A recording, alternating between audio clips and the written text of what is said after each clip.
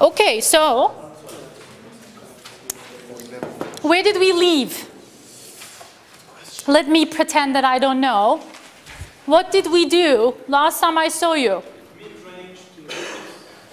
What was a mid-range theory? Okay, what was a mid-range theory again? It's a theory that has a more specific focus. Okay, more specific focus, and also probably tries to predict certain events, such as power transition theory was trying to predict the certain event of great power wars.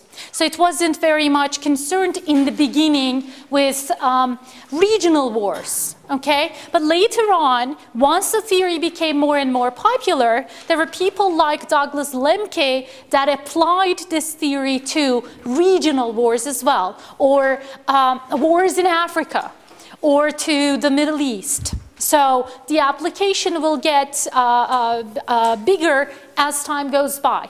But in the beginning, Organsky comes up with the concept of power transition because he's interested in world wars. Why? Because the guy writes in 1958.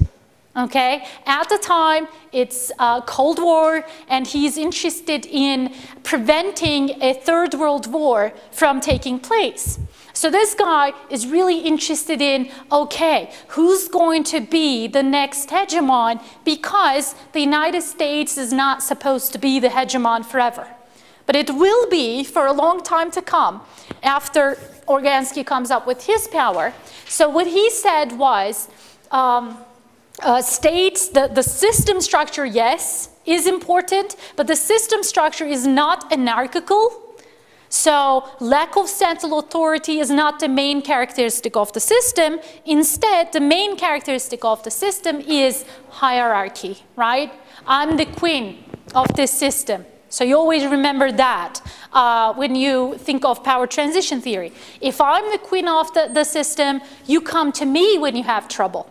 You're not on your own. You're not in a system that you have to constantly struggle. I can actually help you. And in this structure, I modernize, industrialize, and my economy develops. But after a while, my development starts to slow down.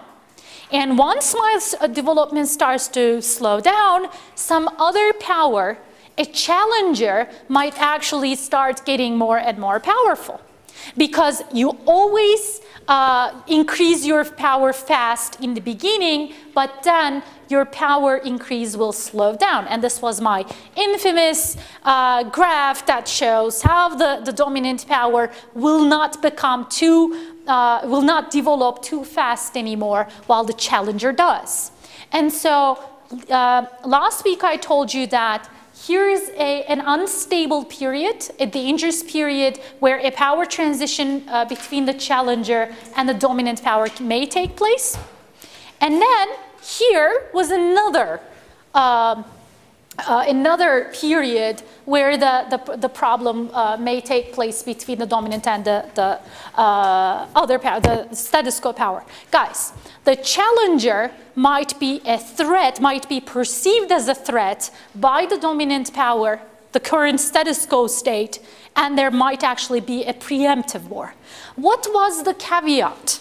What was the condition of a peaceful or a conflictual power transition? If they have like a similar ideology, so use the example of Great Britain and UK. Maybe not ideology, but like both sides are satisfied. Satisfaction was the caveat, right? Level of satisfaction. So how satisfied is the challenger with the current status quo, and how satisfied is the dominant state with the system that the challenger is going to bring? Okay, so if you, as the dominant power, realize that the system will be fine, I'm not going to lose much, so it's okay that the challenger becomes the new dominant power, then there won't be a war. But what did I say? How do you understand satisfaction? How do you measure satisfaction?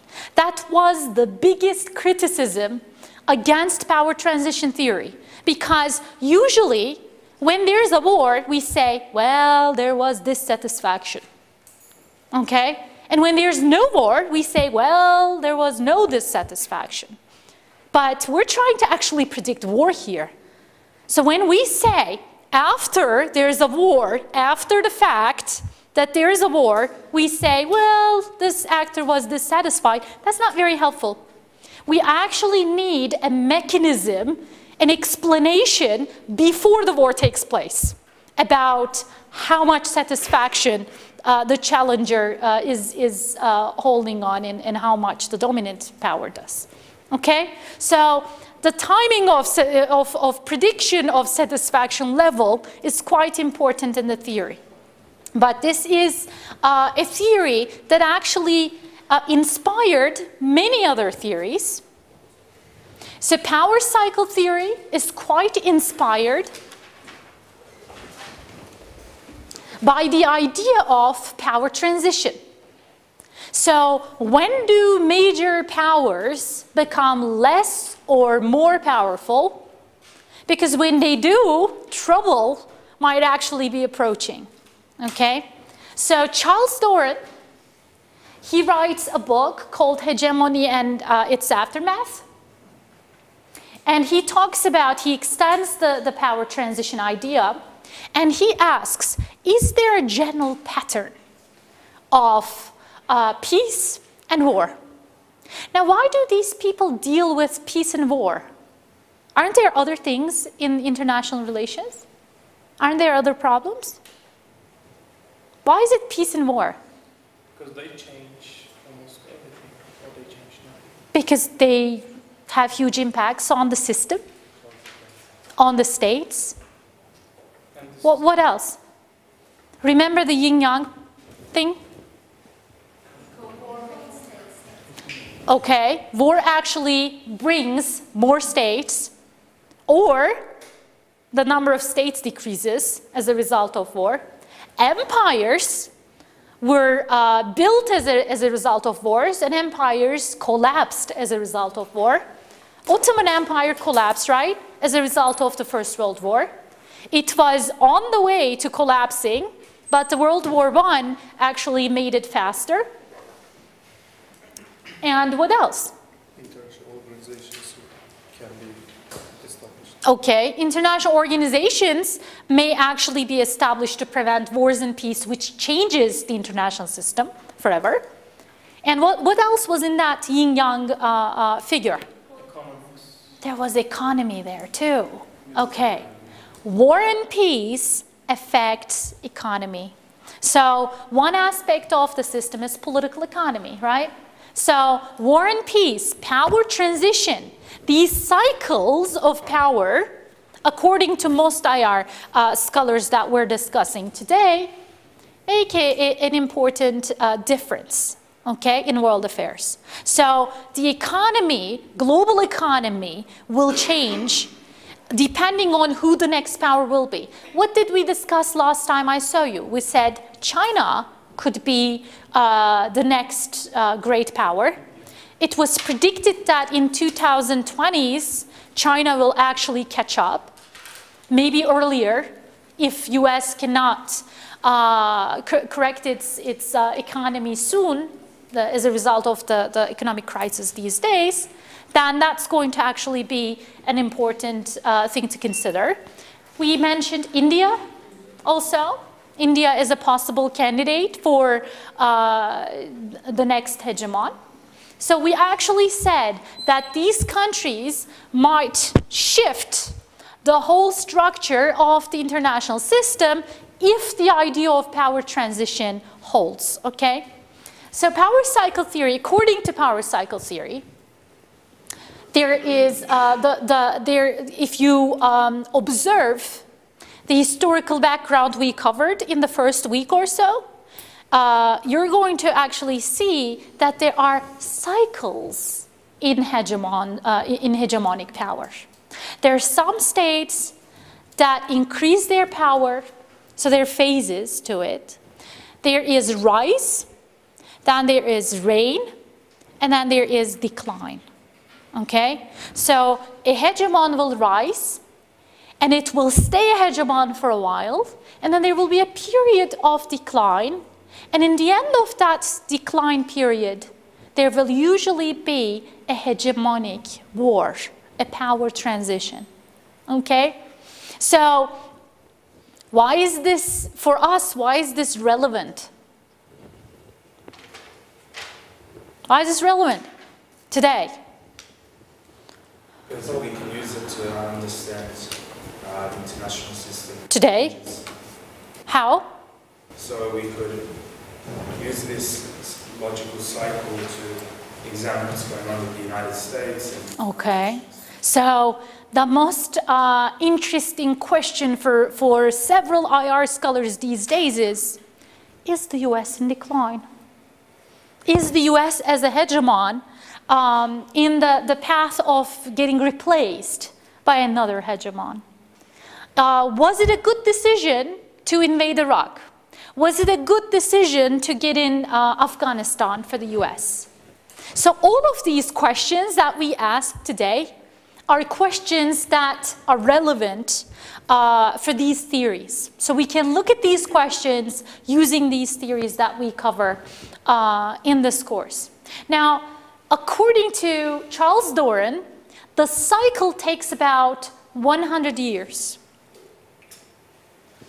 How did he come up with the magic number of 100 years? Star position. Not really. He did an empirical research.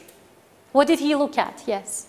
So he looked at history, like you call it Porto evidence? Absolutely. Didn't we say that there were superpowers of that time, mostly naval powers, and those naval powers such as Portugal and Spain, Netherlands, Britain, they were all great powers for about 100 years.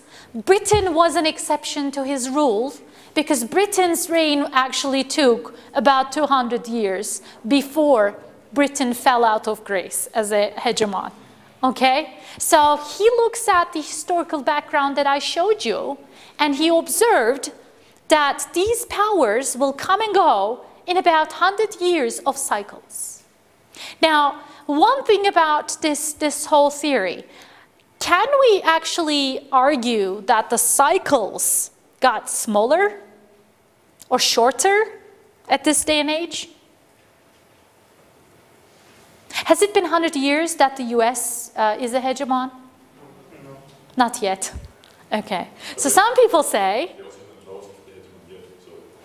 okay, so US didn't lose the hegemony yet, so you can argue that Charles Doran might still be right, but some people believe that US will not stay a hegemon for 100 years, and that actually this theory has to be revisioned, and the cycles actually become shorter and shorter because we live in a globalized world now.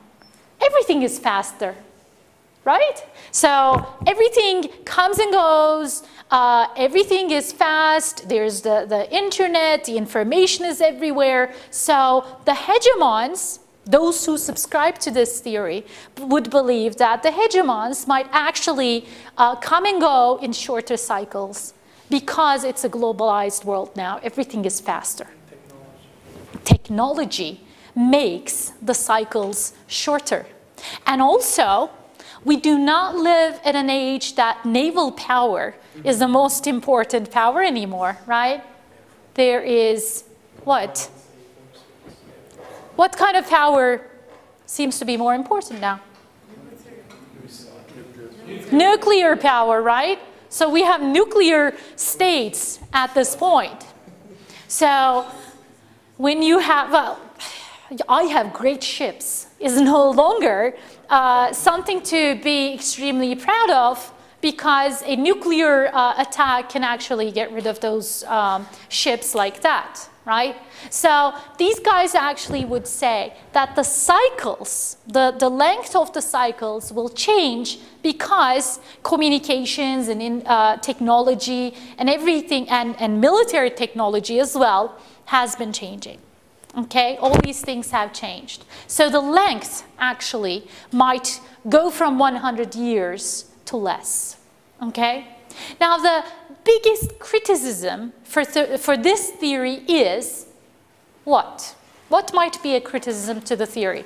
What is the independent variable or the cause? What's the cause here? What causes war?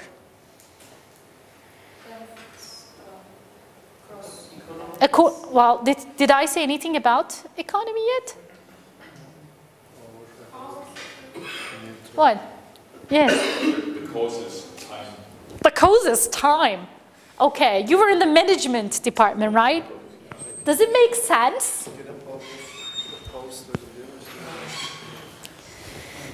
Time cannot really be the independent variable here. Time is basically what the variable, when the variable will be changing, right? But so far, what I've told you is that as time goes by, hegemons change, okay? So in realism, I told you that distribution of power was actually an independent variable. In neorealism, I told you that the structure, when I look at the structure of the system, is it multipolar, bipolar? That was an independent variable that explained what would happen. Now, all we're talking about is really time. And time cannot be an independent variable. Something else should happen, right? When you break up from your girlfriend or boyfriend, as time goes by, do you feel better? Yes? No, it depends. Sometimes. Depends on what? How much you love the person. And other variables. Another independent variable is how deep your love was, like a Bee Gees song. How long the relationship took, right? All these different factors would matter for the dependent variable of how long it will take to forget. But guys, in the meantime, let me ask you something. After the breakup, if you just sit home, and if you don't do anything but just sit home, will you be able to forget? So is it time really that heals all the wounds? Okay, once you break up, you'll start to socialize again. I'm giving you free advice here. So you'll start to socialize. You'll start going to different places. You'll actually realize how much you love your family. And you will socialize with your family too. And in the meantime, of course, time will go by. But as you get your mind off of the breakup, you're going to start feeling better. Of course, if you actually win the lottery in the meantime and you become richer, that's going to help too. But don't take this as an advice. Well, actually do. If you find someone else, a new boyfriend or girlfriend, wow, that's actually going to be great help in forgetting the old one. Now, here, time is something that actually helps you to forget, yes, not because time is the independent variable there, but because as time goes by, you do several things to actually replace the old girlfriend or boyfriend with the new one, okay? And once the new one comes in, you will most probably forget the other one completely, or it might actually be a while, okay? Now, so with the same logic, in a theory, we can argue that time is important, but we can't really argue that time is the independent variable. Okay? It's actually intervening in the process, but it is not the independent variable. There has to be some other causes. Mehmet over there said something about economic causes of decline. And I am going to talk about it. Now, hegemonic stability theory. Another mid-range theory this time builds on both power transition and power cycle, and argues that every hegemon will build its own system. And when they do, they will establish institutions to support that system. International organizations is one of the ways to do that, okay? So once you establish the system, you actually share the costs of being a hegemon. Those institutions that you establish and the middle powers who are helping you, who are allying with you, will share the costs, okay? So once the costs are shared, then the hegemon will actually reign and will continue to be the hegemon, okay? So this whole cycle of rise, reign, and fall, or decline, depends on how stable the hegemon arranged the system to be, okay? So Kindleberger,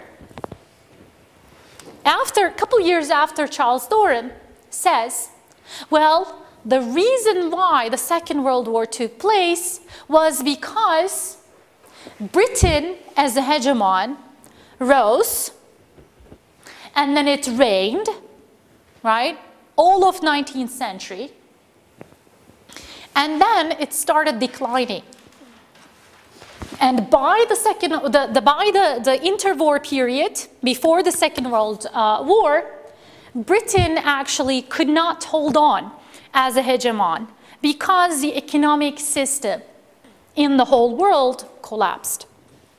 So this guy is talking about, in his book, The World in Depression, he's talking about the Great Depression of the 1930s.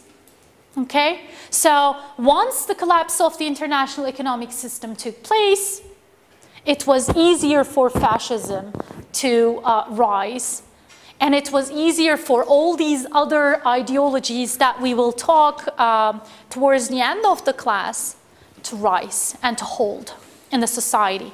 So guys, if you are extremely poor in this class, and if I tell you to go invade another professor's class, I'm not going to give names, we're on record. So we go to another professor's class and we invade, and I say all the money that we get out of that class, I'm going to give it to you all. Kıvanç already wants to fight now. Talha does too. So you're all like, okay, if I am extremely poor, I'm in a position to actually subscribe to hyper or extremist ideologies that I wouldn't normally do, okay? And that actually leads to an ideology like fascism to become a huge ideology in not only Germany, but also in Italy. So Nazism was possible as a result of the economic depression, according to many of these scholars. Okay? So a hegemon then politically and economically stabilizes the system. When the hegemon is in decline, there is no last resort of creditors. Okay? You need money. You're a poor country, you need money. You go to Britain, Britain doesn't have the cash either. So the whole economic system came to a decline by 1929 and then continued in 1930s. And as a result, there was incredible unemployment. And as a result, these people actually believed in everything that was told to them about going to war, about invading new countries that will bring new economic resources, that will bring new jobs. And it's actually quite, isn't it quite easy if I tell you, you know what, Tülay, your job is taken by this other guy in this other class. So you start, I start sowing the seeds of hatred in you to the people in the other class because you think that they're getting what you deserve. Okay? So it's very easy to actually manipulate people's minds by these ideologies at times of Great Depression. That's what the hegemonic stability theory is all about. So it says that when there is an economic crisis, you should be very careful, because the decline of the hegemon can actually lead to a power transition or a world war. Okay? So war might be a consequence of decline in hegemonic stability or increase in hegemonic instability. Okay? Why is this relevant today? Or is it relevant today? Is there an economic crisis today? Of course, yes. Okay, in the world, right? And it's a global. Oh, Turkey doesn't experience it. True. Okay, yeah. So there is an economic crisis in the world that has been going on for a few years now. And according to some IR scholars, such as the hegemonic stability guys, this is actually a dangerous time. This is actually a time that tensions between states might turn into hegemonic wars. So any tension is something that we should look out for. So these guys, the hegemonic stability theorists, would argue that an economic crisis might actually be cured by war. But at the same time, wars kill a lot of people, so they're not desirable. How can a war actually cure an economic crisis? In the country, yeah.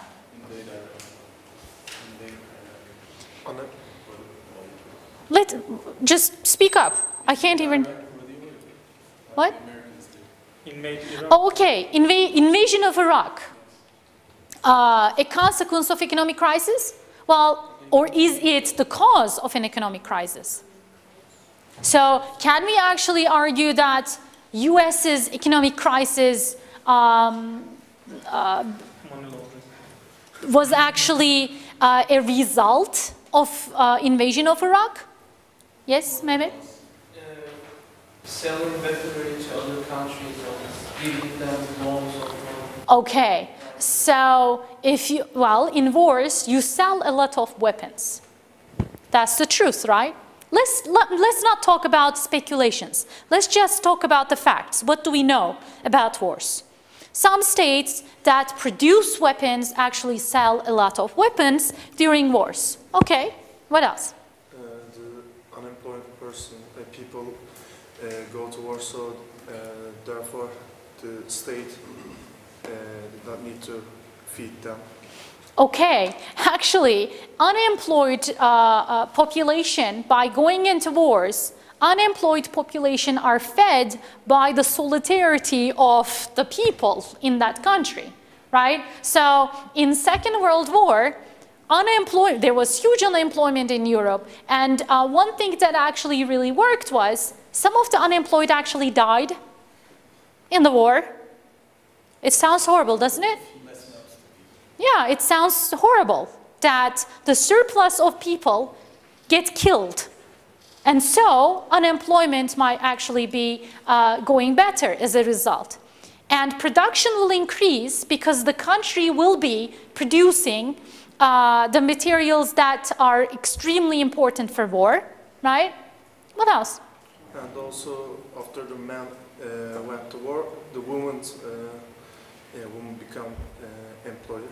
Oops, women actually owe to wars? Well, actually, that is something important, an important point, because women start working in Europe before the First World War, and then working of women, employment of women becomes even more widespread before the Second World War. But the problem is, when the husbands and sons come back, the women will be pushed back home, but this time they're not going to really accept it. So I am going to talk about this in a few weeks, actually. Feminism actually is also a consequence of these power transition movements in the system as well. Several things that you never thought about, actually. Okay, let's start thinking about these things. I'm not saying that war actually is desirable because they help women to get out. Please don't get this out of this discussion.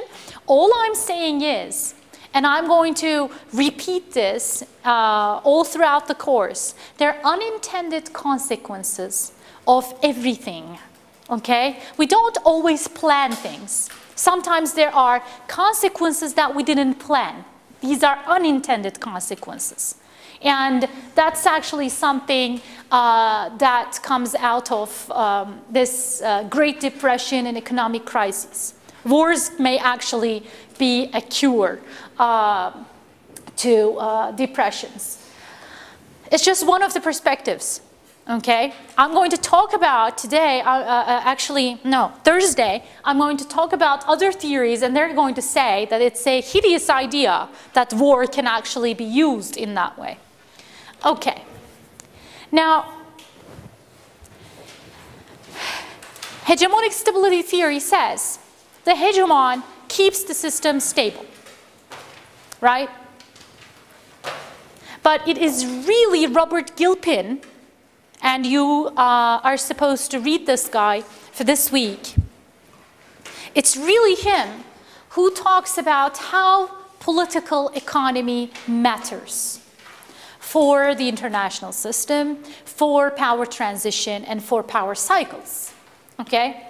So he says that there are several economic reasons for the decline of a hegemon.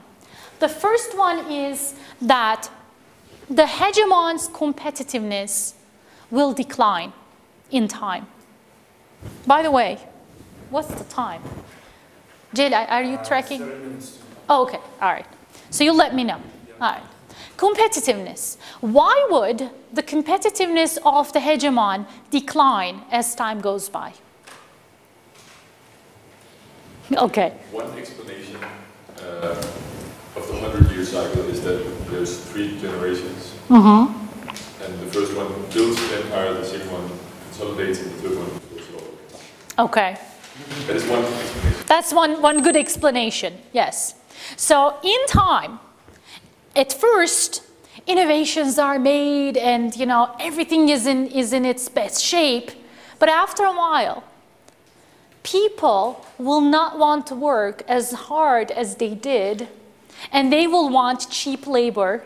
And they're going to use cheap labor, and they will want luxury, right?